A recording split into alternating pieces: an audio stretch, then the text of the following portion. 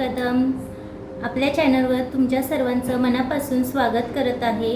आज आपण भिजवलेल्या चणा डाळीची शेवग्याची खूपच चविष्ट आणि सोपी आमटी बनवणार आहोत।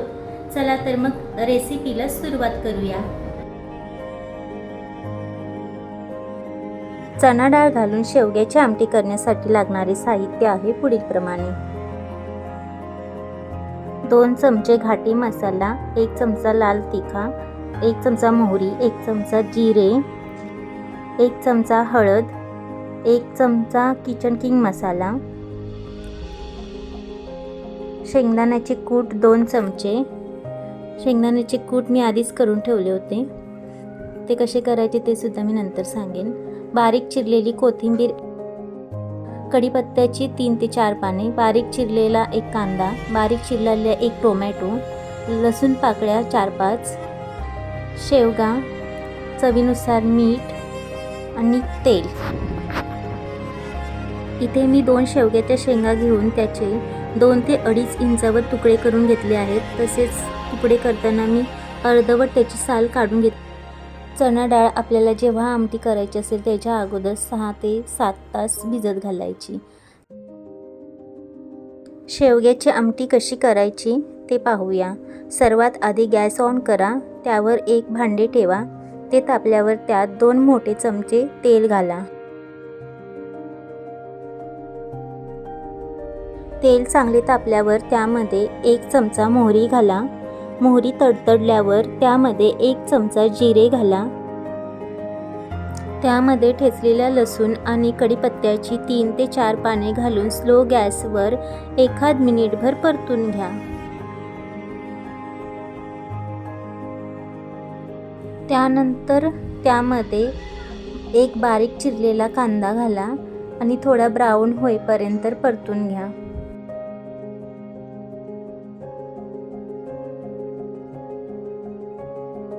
त्यानंतर त्यामध्ये 1 चमचा हळद, 1 चमचा लाल तिखट,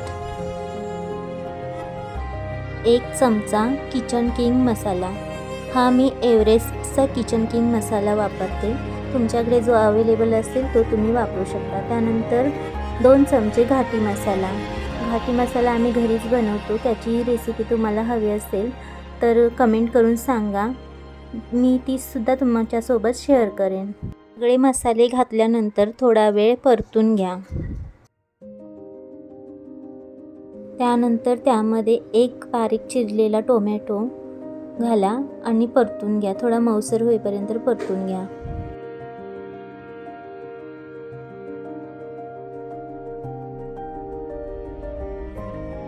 त्यानंतर त्यामध्ये चवीनुसार मीठ घाला आणि पुन्हा एकदा सर्व मिश्रण मिक्स करून घ्या।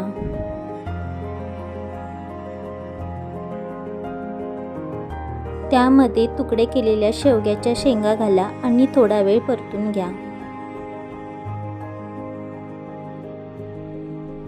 त्यानंतर त्यात भिजवलेली चणा डाळ घाला आणि पुन्हा एकदा परतून घ्या।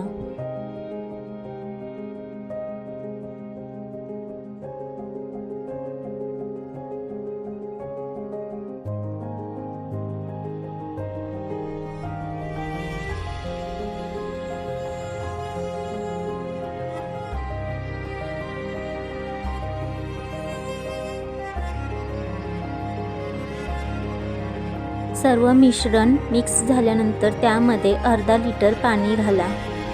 जर तुम्हाला रस्सा आमटीचा जास्त हवा असेल त्यानुसार तुम्ही पाण्याचे प्रमाण कमी जास्त करू शकता।